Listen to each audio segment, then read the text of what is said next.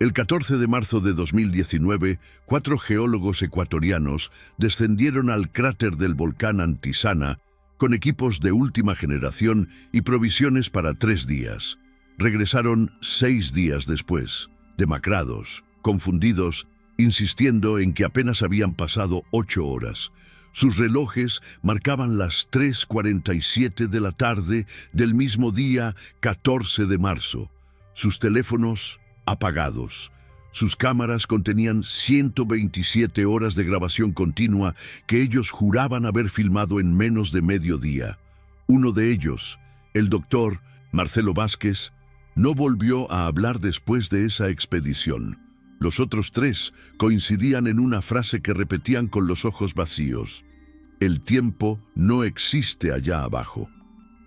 Esta es la historia de lo que realmente sucedió en las entrañas del Antisana y de lo que encontraron 12 años después, cuando finalmente alguien se atrevió a buscar respuestas en el lugar donde el tiempo decidió detenerse.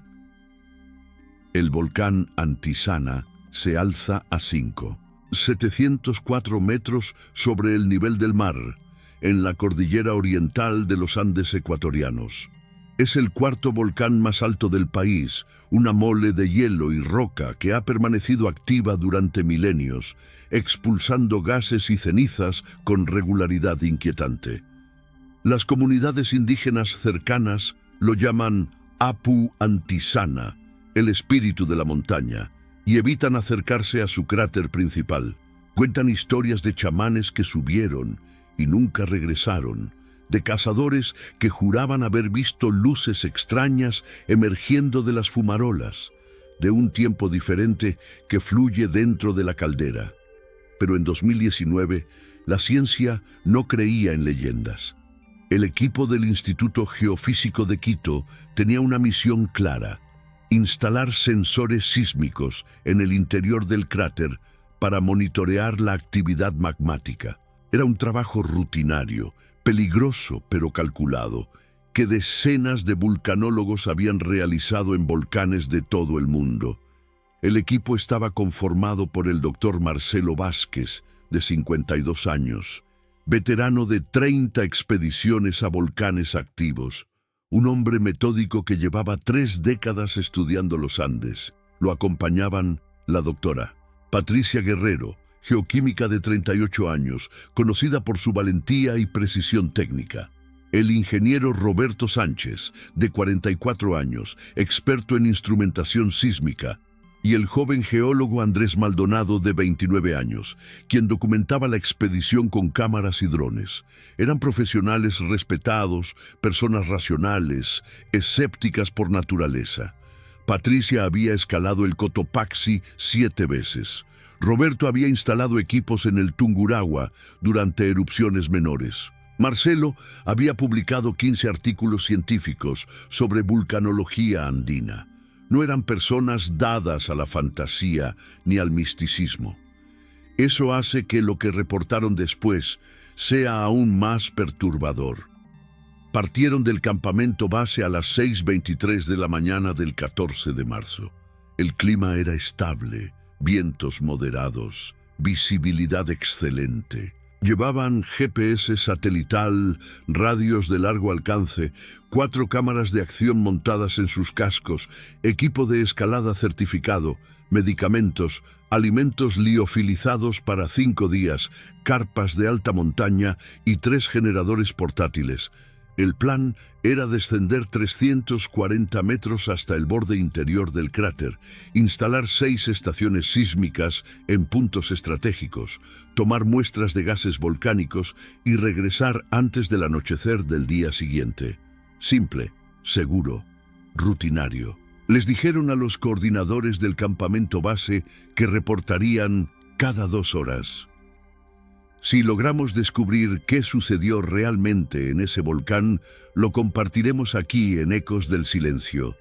Suscríbete y activa las notificaciones, porque esta historia apenas comienza a revelarse.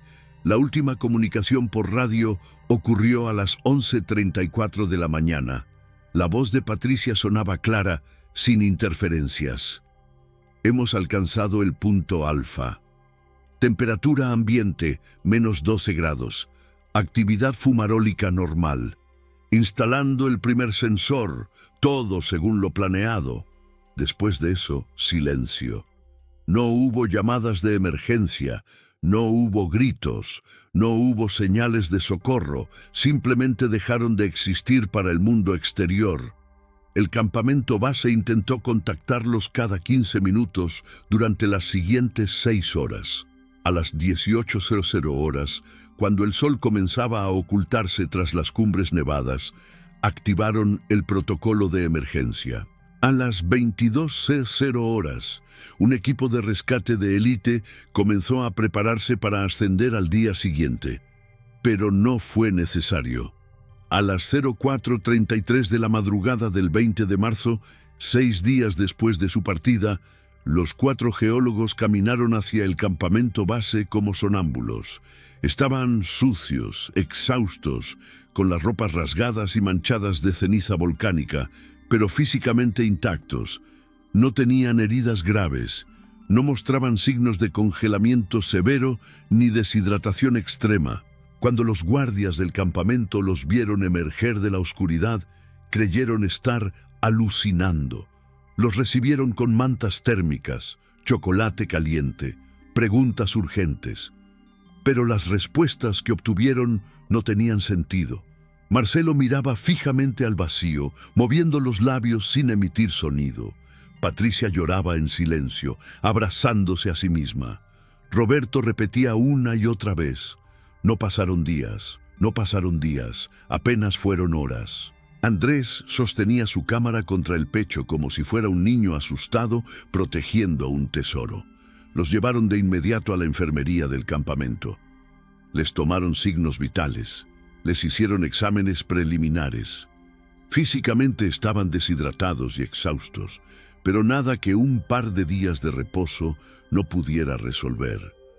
Mentalmente, sin embargo, algo estaba profundamente quebrado. Cuando finalmente pudieron articular frases coherentes, todos coincidían en la misma versión imposible de los hechos.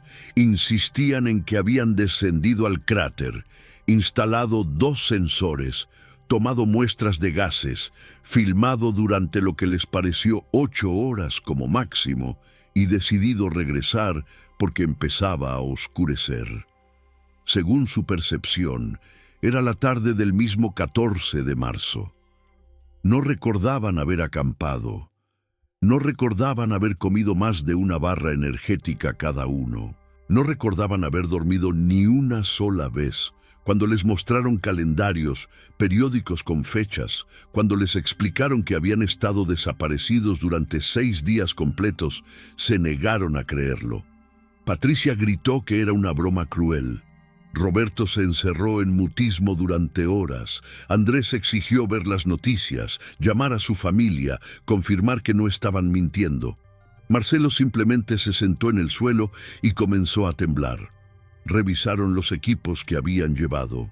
Las baterías de los GPS estaban completamente agotadas, algo que normalmente tomaría una semana de uso continuo. Los alimentos habían sido consumidos casi en su totalidad, consistente con 6 días de supervivencia. Las botellas de agua estaban vacías. Pero lo más perturbador fueron las grabaciones. Las 4 cámaras de acción contenían 127 horas de metraje continuo. Imágenes del descenso al cráter, de las instalaciones de equipos, de conversaciones normales entre el equipo. Y luego algo extraño. Durante largos segmentos de las grabaciones, los 4 geólogos aparecían realizando las mismas acciones una y otra vez, como si estuvieran atrapados en un bucle. Patricia instalando el mismo sensor 6 veces consecutivas. Roberto caminando hacia una fumarola, regresando, caminando hacia la misma fumarola exactamente igual. Marcelo tomando notas en su libreta, cerrándola, abriéndola en la misma página, escribiendo las mismas palabras. Andrés filmando las mismas rocas desde los mismos ángulos durante lo que parecían horas interminables. Y en ningún momento Parecían conscientes de la repetición. Los análisis psiquiátricos comenzaron 3 días después del retorno. El doctor Fernando Aguirre, psiquiatra especializado en trauma y trastornos disociativos, fue traído desde Quito para evaluar al equipo. Sus conclusiones iniciales fueron cautelosas, pero inquietantes. Los 4 mostraban síntomas consistentes con amnesia disociativa severa, pero sin el trauma emocional típico que la acompaña. Era como si sus cerebros hubieran experimentado un evento tan fuera de lo común que simplemente no pudieron procesarlo dentro de los parámetros normales de la memoria humana. Más desconcertante aún, todos mostraban actividad cerebral anómala en las regiones asociadas con la percepción temporal. Sus ritmos circadianos estaban completamente desincronizados, como si sus relojes biológicos internos hubieran sido reiniciados. Patricia fue la primera en recuperar cierta coherencia narrativa. En sesiones privadas con el doctor Aguirre, describía sensaciones más que eventos concretos. Hablaba de un silencio absoluto dentro del cráter, tan profundo que podía escuchar su propia sangre circulando. Mencionaba que el aire parecía más denso, más pesado, como si cada respiración requiriera un esfuerzo consciente. Recordaba haber mirado su reloj docenas de veces y ver siempre la misma hora, 14:47. Decía que al principio pensó que su reloj se había roto, luego que todos los relojes se habían roto y finalmente que el concepto mismo de hora había dejado de tener significado. Es como tratar de explicar el color rojo a alguien que nació ciego, decía con los ojos llorosos. El tiempo simplemente no estaba allí. Hacíamos cosas, nos movíamos, hablábamos, pero todo ocurría en un presente eterno y aplastante. Roberto, por su parte, se obsesionó con revisar las grabaciones una y otra vez. Pasaba horas en silencio, adelantando y retrocediendo el metraje, deteniéndose en marcos específicos, tomando notas incomprensibles. En una ocasión, le mostró al doctor Aguirre un segmento de 15 segundos, donde él mismo aparecía de pie junto a una roca volcánica. Si uno miraba cuidadosamente, podía ver que su sombra no se movía, a pesar de que su cuerpo sí lo hacía. Era un detalle mínimo, casi imperceptible, pero Roberto insistía en que era la prueba de que algo fundamental había estado mal con la física misma del lugar. Las sombras responden a la posición del sol, explicaba con voz temblorosa. Pero si el sol no se mueve, si el tiempo se detiene, ¿qué le sucede a la luz? ¿Qué le sucede a la causalidad? Andrés desarrolló un miedo patológico a los relojes. Exigió que removieran todos los dispositivos que marcaran tiempo de su habitación. No podía ver cronómetros, calendarios, ni siquiera la barra de progreso en videos de internet sin experimentar ataques de pánico severos. En terapia, confesó que dentro del cráter había experimentado momentos de claridad aterradora donde entendía que estaba atrapado. Describía una sensación de estar viéndose a sí mismo desde afuera, observando cómo realizaba las mismas acciones una y otra vez, queriendo gritar, queriendo parar, pero siendo completamente incapaz de alterar el ciclo. Era como ser un personaje en una película que se repite infinitamente. Susurraba: ¿estás consciente de que ya viviste esto? De que ya dijiste estas palabras, pero no puedes evitar decirlas de nuevo. Marcelo nunca recuperó el habla. Los neurólogos que lo examinaron encontraron que sus cuerdas vocales estaban físicamente intactas, que no había daño cerebral aparente en las áreas de Broca o Wernicke responsables del lenguaje. Simplemente había dejado de hablar, como si hubiera tomado una decisión consciente de permanecer en silencio. Pero escribía. Llenaba cuadernos enteros con ecuaciones, diagramas, fragmentos de pensamientos inconexos. La mayoría eran incomprensibles, garabatos de un hombre al borde del colapso mental, pero ocasionalmente emergían frases claras y perturbadoras. El magma recuerda. La montaña respira en ciclos que no medimos. Entramos en el momento eterno. El Antisana no es un lugar, es un cuándo. El Instituto Geofísico de Quito clasificó el incidente como un episodio de estrés extremo con posible intoxicación por gases volcánicos. Era la explicación más racional disponible. Los gases volcánicos pueden causar alucinaciones, desorientación temporal, amnesia. Casos similares habían sido documentados en el monte Nyiragongo en el Congo, en el Ertaale en Etiopía. Científicos expuestos a altas concentraciones de dióxido de azufre y dióxido de carbono a veces reportaban experiencias oníricas, distorsiones perceptuales. Quizás el equipo había inhalado una mezcla particularmente tóxica de gases, había alucinado durante días mientras sus cuerpos actuaban en piloto automático, instalando equipos, consumiendo alimentos, todo en un estado de semiconsciencia. Era una explicación que calmaba a los burócratas, que satisfacía a los familiares desesperados por respuestas, que permitía archivar el caso y seguir adelante.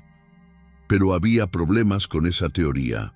Los análisis toxicológicos realizados inmediatamente después del rescate no mostraron niveles anormales de gases volcánicos en la sangre de los geólogos. Las muestras de aire tomadas del cráter del Antisana en las semanas siguientes eran consistentes con emisiones volcánicas normales, nada fuera de lo ordinario. Y luego estaban las grabaciones.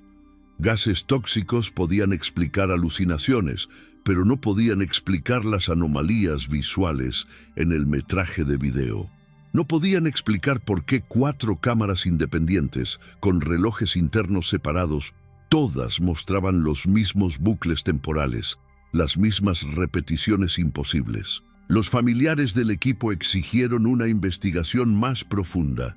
La hermana de Patricia, una abogada de derechos humanos, presentó demandas contra el Instituto Geofísico, acusándolos de negligencia, de exponer a científicos a peligros desconocidos sin protocolos de seguridad adecuados. Los medios de comunicación se interesaron brevemente en la historia. Durante 2 semanas, programas de noticias locales entrevistaron a expertos en vulcanología, psicólogos, incluso a un par de ufólogos que especulaban sobre anomalías electromagnéticas o presencia extraterrestre. Pero como suele suceder, la atención pública se desvaneció. Otras noticias ocuparon los titulares. La expedición al Antisana se convirtió en una anécdota extraña, un rumor, eventualmente casi olvidada. El instituto cerró el acceso al cráter del Antisana, oficialmente por razones de seguridad volcánica, extraoficialmente para evitar más incidentes que pudieran dañar su reputación. Ningún otro equipo científico fue autorizado a descender al cráter durante los siguientes 12 años. Las estaciones sísmicas que Patricia, Roberto, Marcelo y Andrés habían logrado instalar transmitieron datos durante 4 meses antes de que sus baterías se agotaran. Los datos eran normales, aburridos incluso. Ninguna anomalía sísmica, ninguna actividad magmática inusual. El Antisana continuó siendo un volcán activo ordinario, respirando gases y cenizas con regularidad predecible. Todo volvió a la normalidad, excepto para los 4 geólogos cuyas vidas quedaron permanentemente fracturadas. Patricia dejó la vulcanología, se mudó a Guayaquil, reentrenó como maestra de primaria, nunca volvió a acercarse a una montaña. Roberto se dedicó a la consultoría desde su oficina en Quito, analizando datos sísmicos de forma remota, negándose categóricamente a realizar trabajo de campo. Andrés emigró a España, cambió de carrera, trabaja ahora en una galería de arte, nunca menciona su pasado como geólogo. Y Marcelo pasó sus últimos años en una clínica psiquiátrica privada, llenando cuadernos con ecuaciones indescifrables, mirando por la ventana hacia las montañas distantes, sin pronunciar una sola palabra hasta su muerte en 2027. La historia podría haber terminado ahí, archivada como un misterio médico sin resolver si no fuera por Isabela Vázquez. Hija del doctor Marcelo Vázquez, Isabella tenía 17 años cuando su padre descendió a la Antisana y 24 cuando él murió en silencio en esa clínica psiquiátrica. Durante esos 7 años lo visitó cada semana sin falta. Se sentaba junto a él, le contaba sobre su vida, sus estudios de física en la universidad, sus pequeños logros y fracasos. Marcelo la escuchaba con atención evidente, a veces sonreía débilmente, ocasionalmente le apretaba la mano, pero nunca habló. Y cada visita, sin excepción, le entregaba un cuaderno lleno de sus anotaciones incomprensibles. Isabel la guardó todos esos cuadernos, 32 en total, apilados en su apartamento en Quito, mudos testigos de la desintegración mental de su padre. Después de su funeral, pasó meses sin poder siquiera mirarlos. El dolor era demasiado intenso, demasiado fresco. Pero en abril de 2031, 12 años después de la expedición maldita, finalmente los abrió y comenzó a leer. Al principio, parecían exactamente lo que los psiquiatras habían diagnosticado. Divagaciones de una mente rota, ecuaciones sin sentido, diagramas imposibles, frases fragmentadas que no formaban pensamientos coherentes. Pero Isabela era física. Entendía matemáticas, entendía notación científica, y después de semanas de estudio obsesivo, comenzó a ver patrones. Su padre no había estado escribiendo sin sentido, había estado intentando comunicar algo profundo, algo que el lenguaje ordinario no podía capturar. Las ecuaciones que llenaban las páginas eran intentos de describir fenómenos físicos que no deberían existir según las leyes conocidas. Dilatación temporal extrema sin campos gravitacionales masivos. Bucles causales cerrados que violaban la segunda ley de la termodinámica. Geometrías espaciotemporales que se plegaban sobre sí mismas. Era física teórica de vanguardia, el tipo de matemáticas que físicos en universidades de élite debatían en artículos académicos densos. Pero Marcelo no lo había aprendido de libros, lo había vivido. Estaba tratando de mapear con las herramientas limitadas de la ciencia humana una experiencia que trascendía esas mismas herramientas. En uno de los últimos cuadernos, Isabella encontró algo diferente. Un mapa, dibujado con precisión obsesiva, mostraba el interior del cráter de la Antisana con detalles extraordinarios. Cada roca, cada fumarola, cada grieta en el suelo volcánico meticulosamente representada. Y en el centro, marcado con un círculo rojo intenso, había unas coordenadas específicas y una nota en letra temblorosa. El núcleo, donde la hora se rompe. Dejé algo allí. Necesita ser encontrado antes de que el ciclo se complete. Isabela no sabía qué significaba antes de que el ciclo se complete, pero entendía una cosa con claridad absoluta.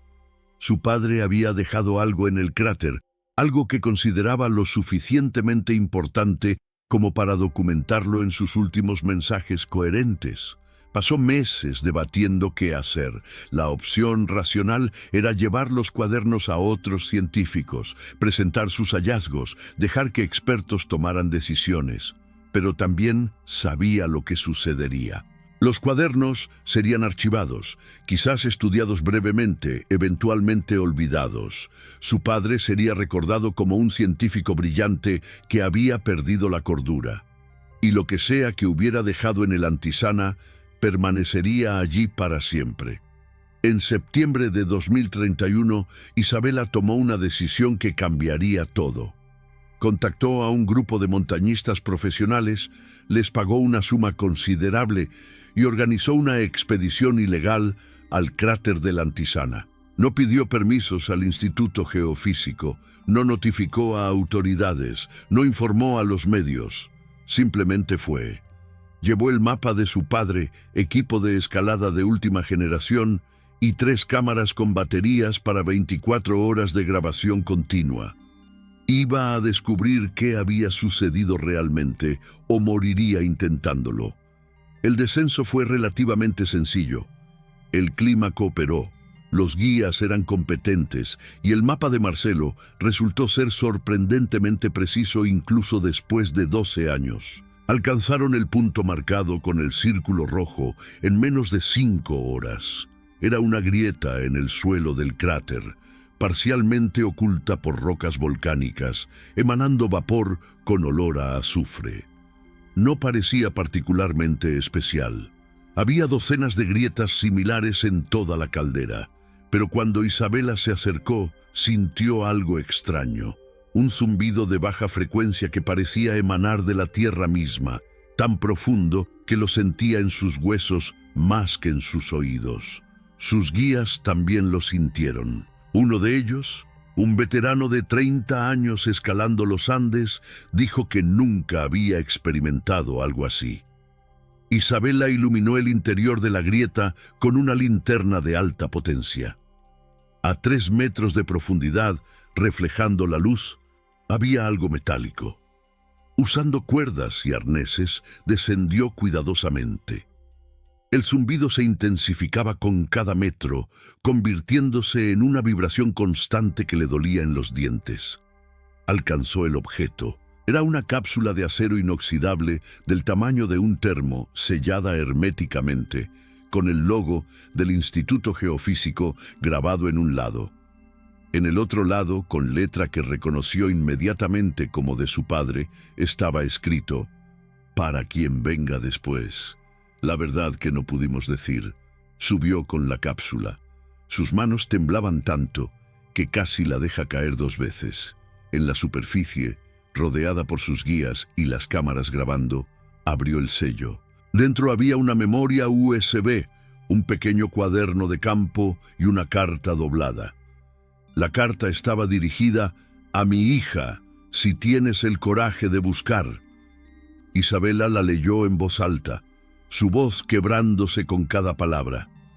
Era la confesión de su padre, escrita durante la expedición original, cuando todavía podía pensar con claridad, antes de que el cráter lo cambiara para siempre.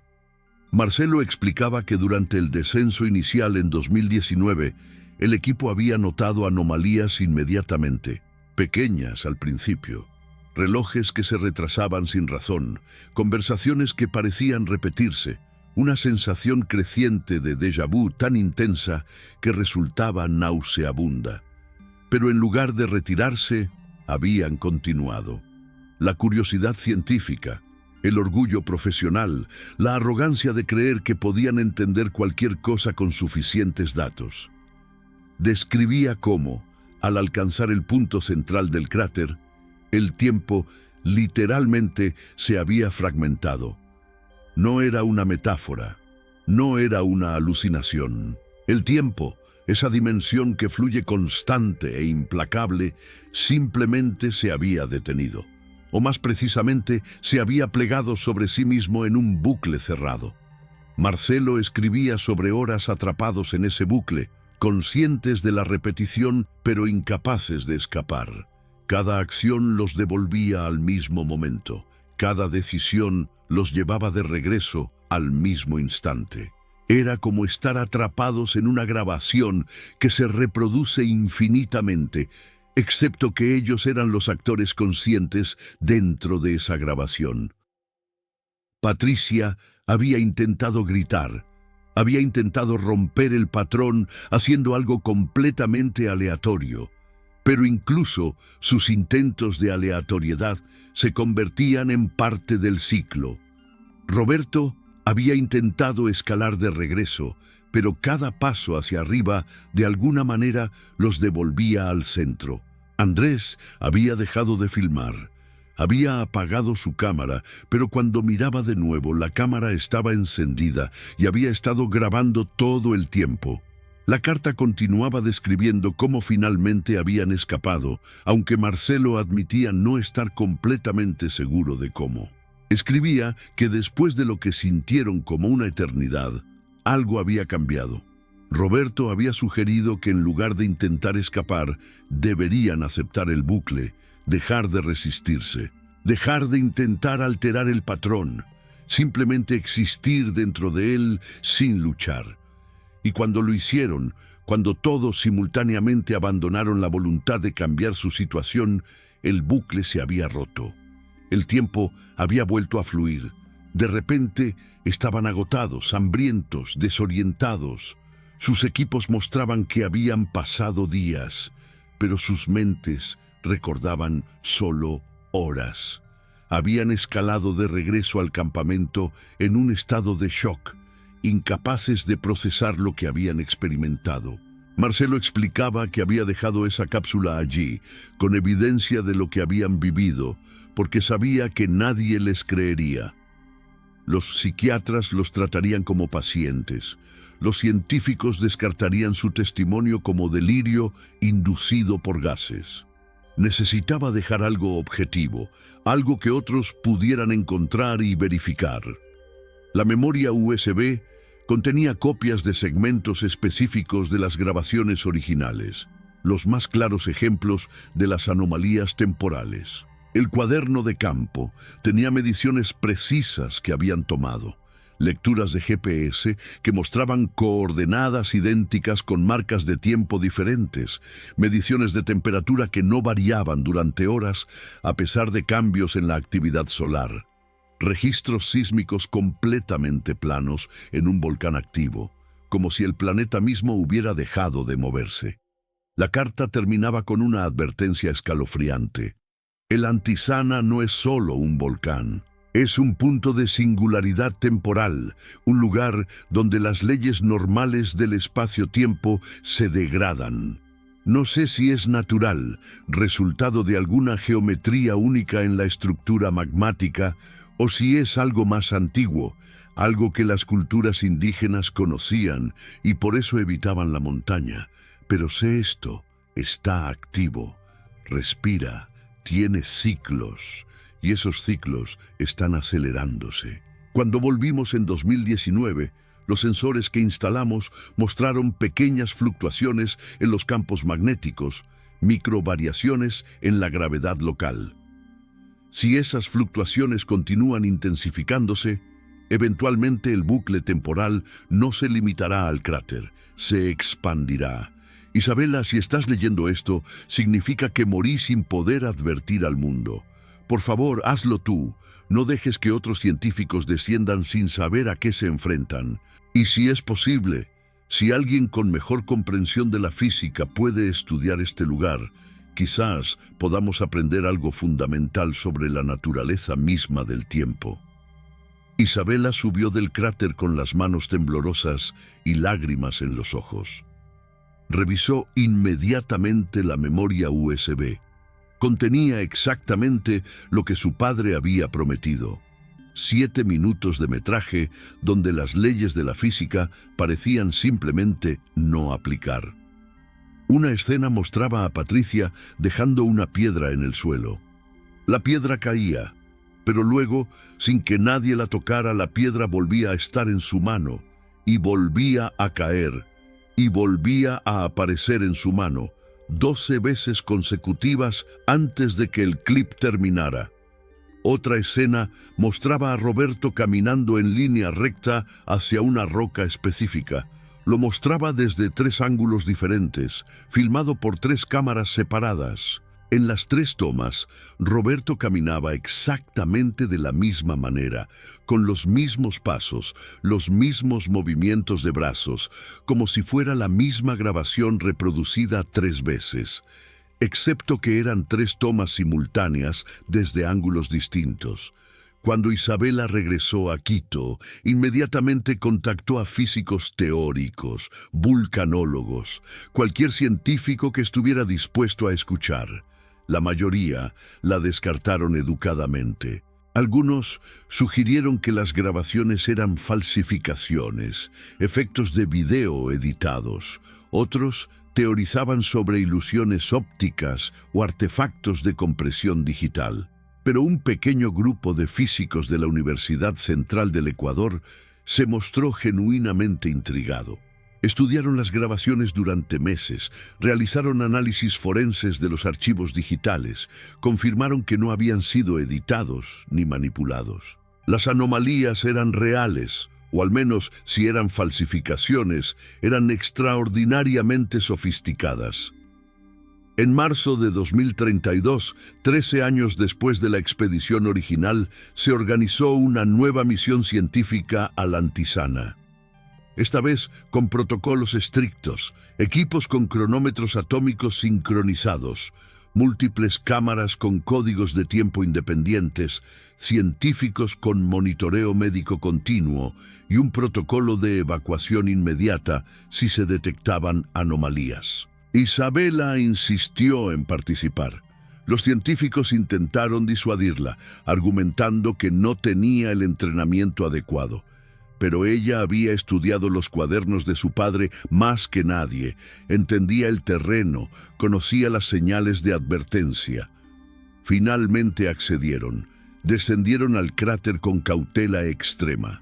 Llevaban detectores de campos magnéticos, medidores de gravedad de precisión, analizadores de gases en tiempo real, y desde el primer momento las lecturas fueron anómalas. Las fluctuaciones magnéticas que el equipo de 2019 había registrado eran ahora 10 veces más intensas. La gravedad local variaba en microporcentajes, algo que no debería ser posible sin masa en movimiento. Y cuando alcanzaron el punto central, donde Isabela había encontrado la cápsula, todos los cronómetros atómicos comenzaron a desincronizarse. Primero por milisegundos, luego por segundos completos. Uno de los científicos, el doctor Ramírez, especialista en relatividad, murmuró con voz temblorosa: «Esto es dilatación temporal real. Estamos experimentando diferencias medibles en el flujo del tiempo». Permanecieron solo 40 minutos en el cráter. Fue suficiente para recopilar datos extraordinarios y confirmar las peores sospechas. El Antisana estaba albergando una anomalía espaciotemporal activa, posiblemente creciente. Las implicaciones eran monumentales. Si un fenómeno así existía naturalmente en la Tierra, significaba que nuestra comprensión de la física planetaria era fundamentalmente incompleta. Si no era natural, si tenía otro origen, las implicaciones eran aún más perturbadoras. Los hallazgos fueron publicados en revistas científicas a nivel internacional.